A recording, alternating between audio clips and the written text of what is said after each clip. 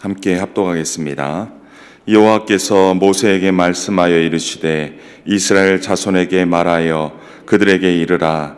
만일 어떤 사람의 아내가 탈선하여 남편에게 신의를 저버렸고 한 남자가 그 여자와 동침하였으나 그의 남편의 눈에 숨겨 드러나지 아니하였고 그 여자의 더러워진 일에 증인도 없고 그가 잡히지도 아니하였어도 그 남편이 의심이 생겨 그 아내를 의심하였는데 그의 아내가 더럽혀졌거나 또는 그 남편이 의심이 생겨 그 아내를 의심하였으나 그 아내가 더럽혀지지 아니하였든지 그의 아내를 데리고 제사장에게로 가서 그를 위하여 보리가루 10분의 1 에바를 헌물로 드리되 그것에 기름을 붓지 말고 유향도 두지 말라. 이는 의심의 소재여 죄악을 기억나게 하는 기억의 소재라. 제사장은 그 여인을 가까이 오게 하여 여호와 앞에 세우고 토기에 거룩한 물을 담고 성막 바닥에 티끌을 쥐하여 물에 넣고 여인을 여호와 앞에 세우고 그의 머리를 풀게 하고 기억나게 하는 소재물 곧 의심의 소재물을 그의 두 손에 두고 제사장은 저주가 되게 할 쓴 물을 자기 손에 들고 여인에게 맹세하게 하여 그에게 이르기를 내가 내 남편을 두고 탈선하여 다른 남자와 동침하여 더럽힌 일이 없으면 저주가 되게 하는 이 쓴 물의 해독을 면하리라. 그러나 내가 내 남편을 두고 탈선하여 몸을 더럽혀서 내 남편 아닌 사람과 동침하였으면 제사장이 그 여인에게 저주의 맹세를 하게 하고 그 여인에게 말할지니라. 여호와께서 내 넓적다리가 마르고 내 배가 부어서 내가 내 백성 중에 저주거리 맹세거리가 되게 하실지라. 이 저주가 되게 하는 이 물이 내 챙자에 들어가서 내 배를 붓게 하고 내 넓적다리를 마르게 하리라 할 것이요 여인은 아멘 아멘 할지니라. 제사장이 저주의 말을 두루마리에 써서 그 글자를 그 쓴 물에 빨아 넣고 여인에게 그 저주가 되게 하는 쓴 물을 마시게 할지니 그 저주가 되게 하는 물이 그의 속에 들어가 가서 쓰리라. 제사장이 먼저 그 여인의 손에서 의심의 소재물을 취하여 그 소재물을 여호와 앞에 흔들고 제단으로 가지고 가서 제사장은 그 소재물 중에서 한 움큼을 취하여 그 여자에게 기억나게 하는 소재물로 제단 위에 불사르고 그 위에 여인에게 그 물을 마시게 할지라. 그 물을 마시게 한 후에 만일 여인이 몸을 더럽혀서 그 남편에게 범죄하였으면 그 저주가 되게 하는 물이 그의 속에 들어가서 쓰게 되어 그의 배가 부으며 그의 넓적다리가 마르리니 그 여인이 그 백성 중에서 저주거리가 될 것이니라. 그러나 여인이 더럽힌 일이 없고 정결하면 해를 받지 않고 임신하리라.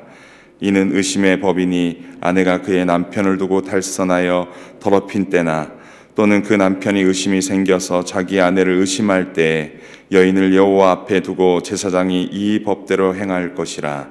남편은 무죄할 것이요 여인은 죄가 있으면 당하리라. 아멘. 하나님께서는 애굽에서 종살이하는 이스라엘 백성들을 모세를 통하여 구원하셨습니다.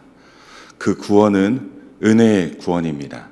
그들이 무엇을 했다라기보다는 하나님의 은혜로 모세를 애굽에 보내어서 그들을 종살이하는 그들, 어찌 보면 흑암의 권세 아래에 있는 자들을 하나님의 아들의 나라로 옮긴 하나님의 은혜의 구원이었습니다. 하나님께서는 그들을 시내산으로 인도하신 후에 그곳에서 그들에게 세계는 다 내게 속했다. 내 것이다. 너희가 내 말을 잘 듣고 내 언약을 지키면 너희는 모든 민족 중에서 내 소유가 되겠고 내게 대하여 제사장 나라가 되며 거룩한 백성이 될 것이다. 어떻게 할래? 라고 이스라엘 백성들에게 묻습니다.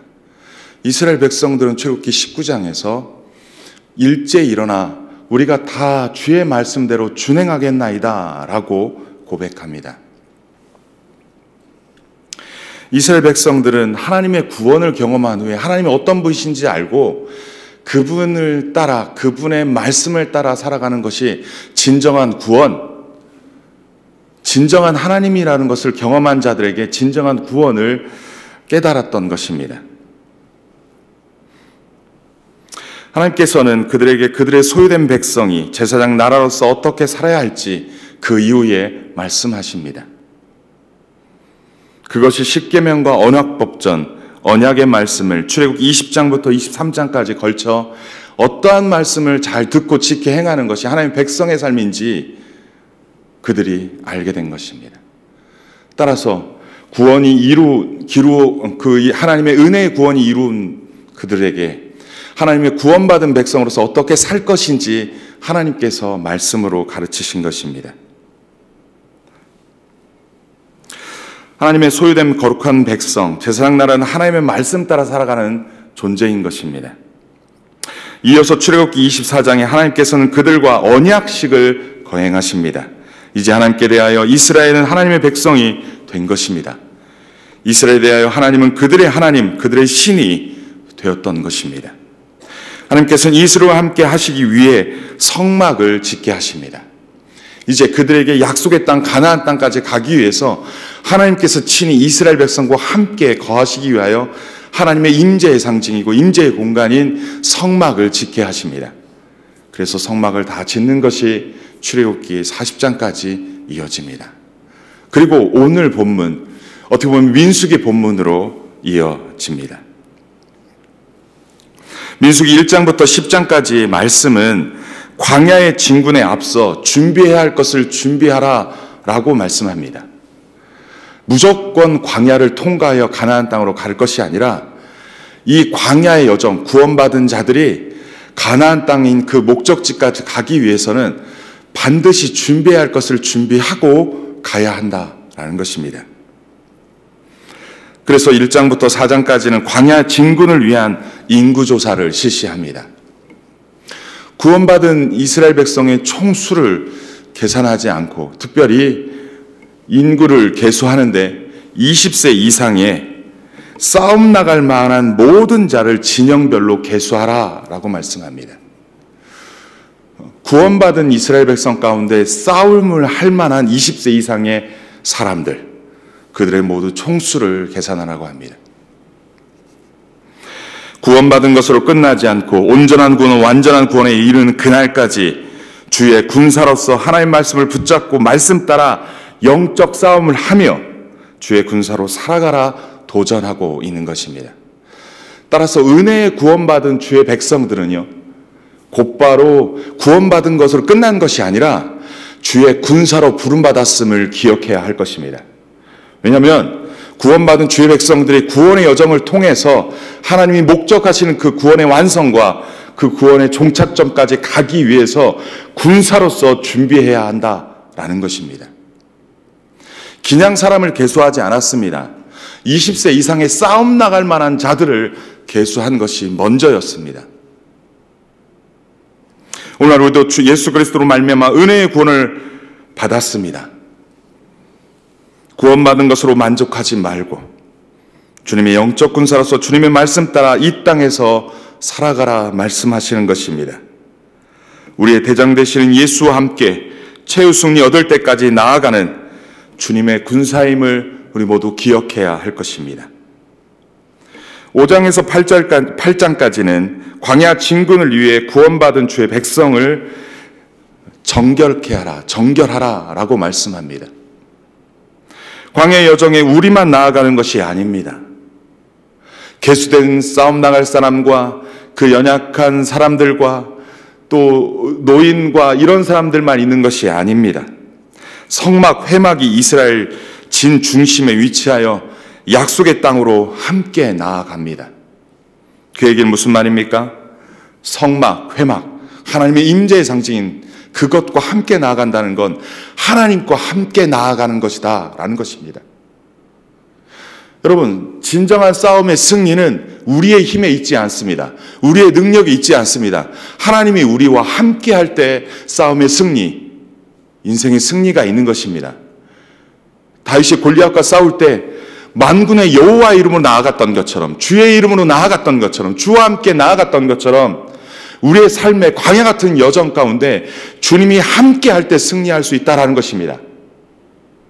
따라서요, 회막과 이 성막, 그 중심에 그 곳에 하나님의 임재가 있기 때문에 하나님이 우리와 함께 할 수 있도록 이 진영을 거룩하게 하라라고 말씀하는 것입니다. 이스라엘의 광야의 여정 가운데 낮에는 구름 기둥으로 밤에는 불 기둥으로 함께 하시며 그들을 인도하실 것입니다. 하나님께서 가라 하면 가고 서라 하면 서며 그렇게 광야 여정을 나아가야 합니다. 따라서 하나님께서 임재하시는 것이 광야를 무사히 통과하는 길입니다. 우리가 인생의 여정에, 구원의 여정에 온전히 승리할 수 있는 것은 하나님의 함께 하심, 그것에 승패가 달려있는 것입니다. 그래야 하나님께서 약속하신 가나안 땅, 곧 젖과 꿀이 흐르는 땅에 무사히 도착할 수 있습니다. 하나님께서 함께 하실 때 가능합니다. 따라서 5장에서 8장까지 하나님께서는 이스라엘 진영 가운데 거하실 수 있도록 진영 정체에서 부정함을 제거하라 라고 말씀합니다. 진영을 정결케 하라는 것입니다. 이것이 광야 진군하기 전 반드시 준비해야 될 것이라 말씀합니다. 무조건 앞으로만 나아가는 것이 전부가 아닙니다. 무조건 앞으로 나아가는 것이 중요한 것이 아닙니다.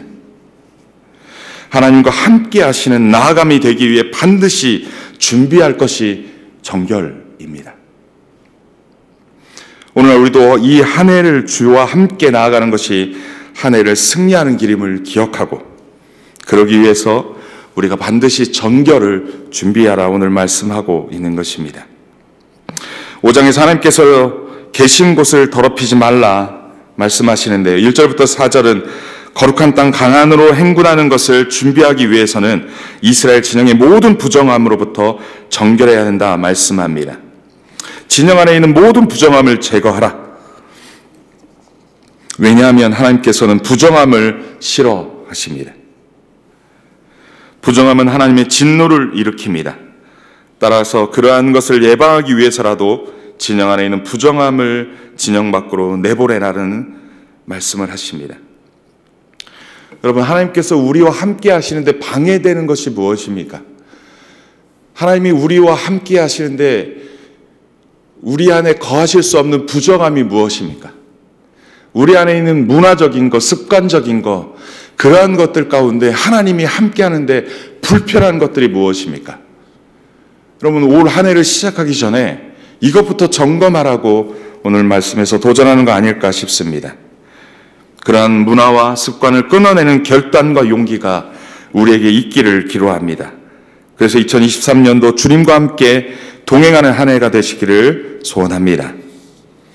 5절에서 10절 말씀은 개인적인 죄의 문제를 처리하여 개인은 물론 공동체를 정결케 하라 말씀합니다.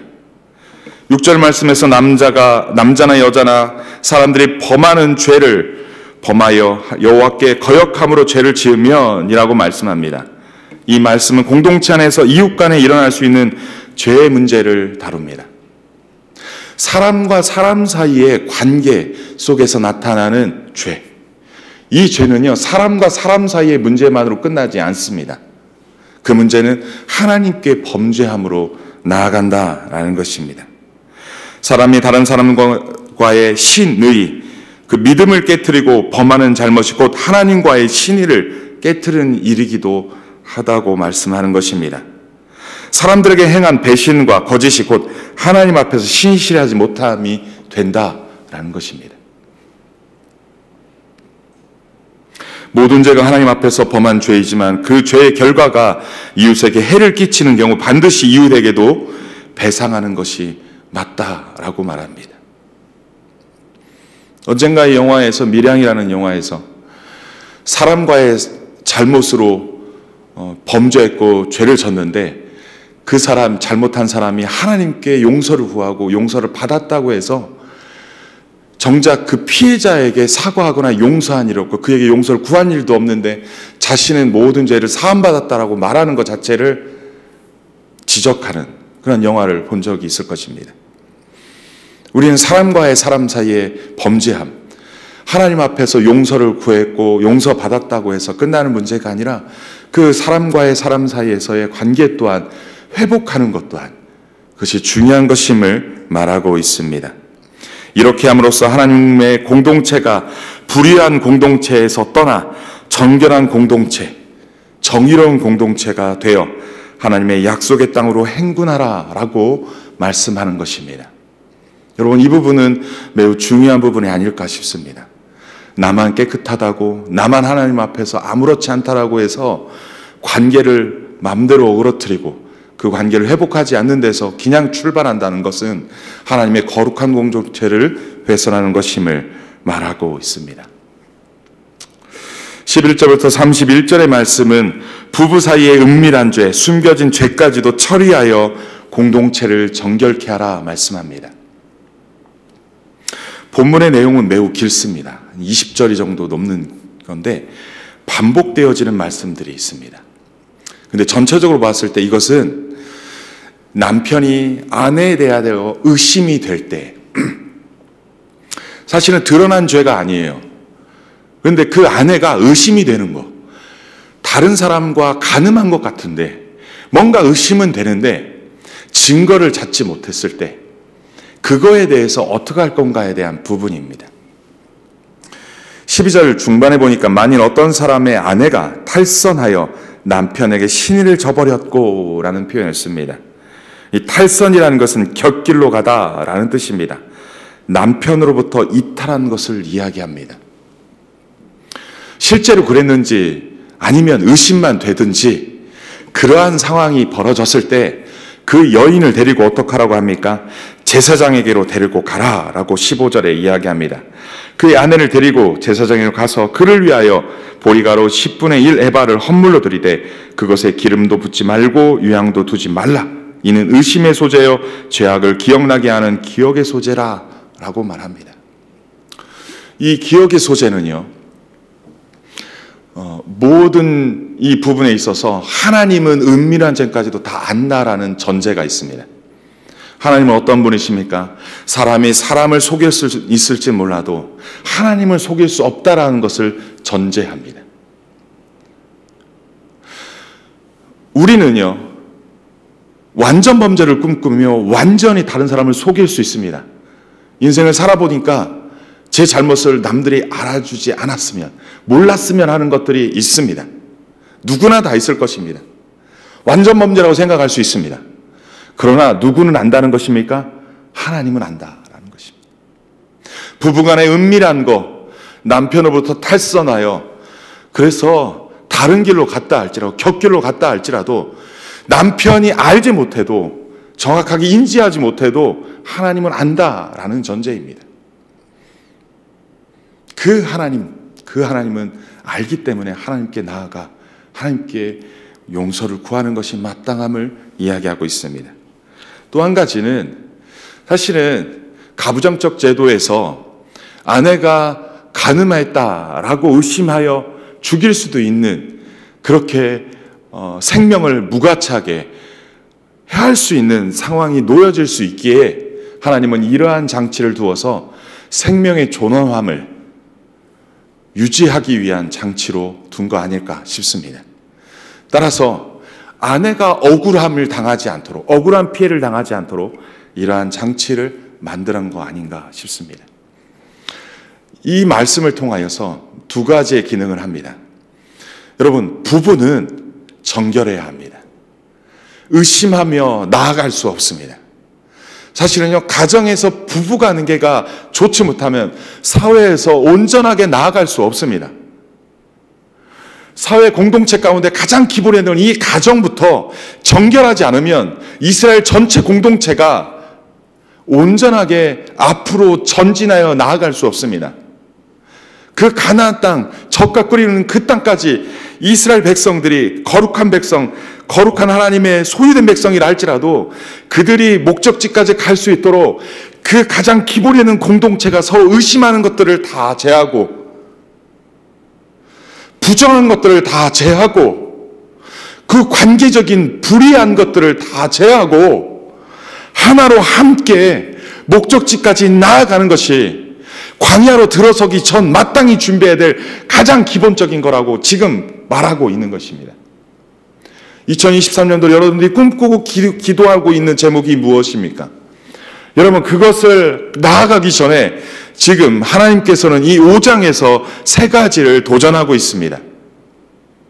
진영 안에 있는 부정한 것, 우리 안에 있는 하나님이 싫어하는 문화, 싫어하는 습관들을 제거하여 하나님이 우리와 함께하는 것을 방해하는 것들을 제하고 출발하라 라고 도전하고 있습니다.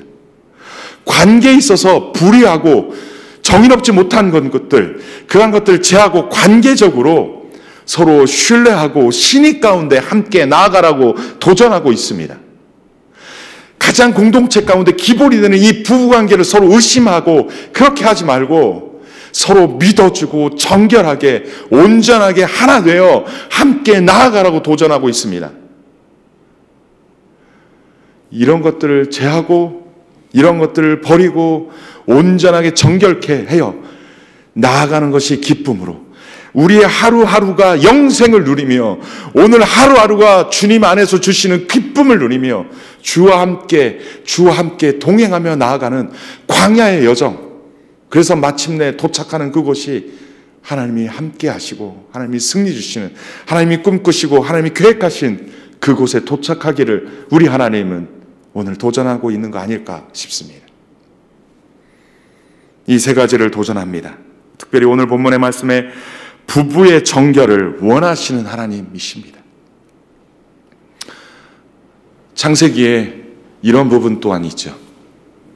선악과를 따먹은 게 하나님이 내게 보내주신 이 여인 때문입니다 라고 변명을 했죠.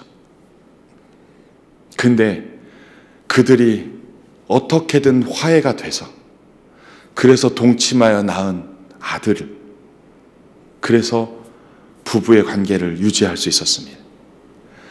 부부관계가 이 간음의 문제 말고도 의심의 문제들이 끊임없이 있고 부정의 요소들이 끊임없이 있습니다.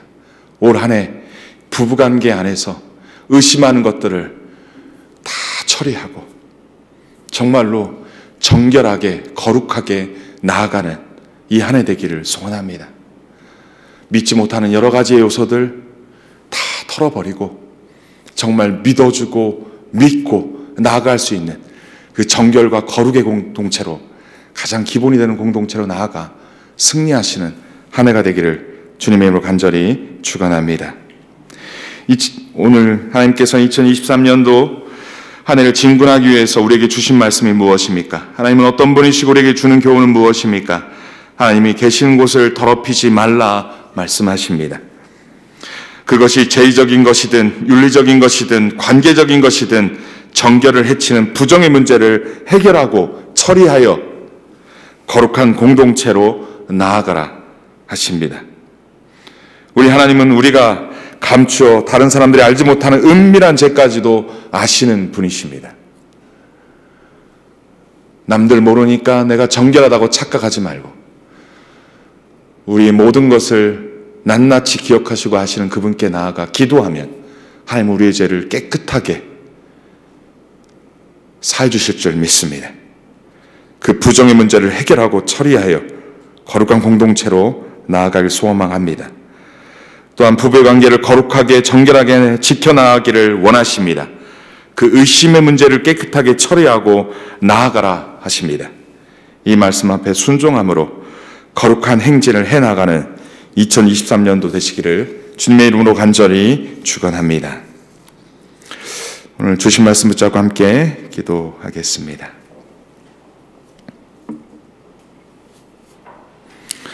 하나님께서는 하나님이 함께 동행하는데 불편한 것들, 부정한 것들을 제어하기를 원하십니다. 처리하기를 원하십니다. 우리 안에 하나님이 함께하지 못하는 문화적인 요소, 습관적인 요소, 하나님은 아십니다. 어찌 보면 저도 여러분도 아실 것입니다. 하나님, 알지 못하면 깨닫게 해달라고 기도했으면 좋겠습니다. 하나님이 왜 나와 함께 하는데 불편한 것이 있습니까? 있습니까? 물으며 그러한 것들이 다 기억되고, 그래서 이제 하나님 그러한 것을 처리하길 원합니다. 예수의 보혈로 깨끗하게 처리되기를 원합니다. 여러분 간구하셨으면 좋겠습니다. 공동체 안에서 지체들과 관계에서 불신이나 불의 이러한 것들이 생각난다면 하나님 이러한 것들을 제거하고 처리하고 나아가길 원합니다. 올 한 해 시작될 때에 그에게 용서를 구하며 그에게 화해를 청하며 그렇게 기쁨으로 나아가는 공동체, 기쁨으로 나아가는 내가 되게 하여 주옵소서. 부부간의 정결과 거룩으로 나아가게 하는 우리의 가정, 의심의 문제들을 다 제하고 정결과 거룩으로 나아가는 한 해 되게 하여 주옵소서. 이 시간 합심하여 함께 기도하겠습니다.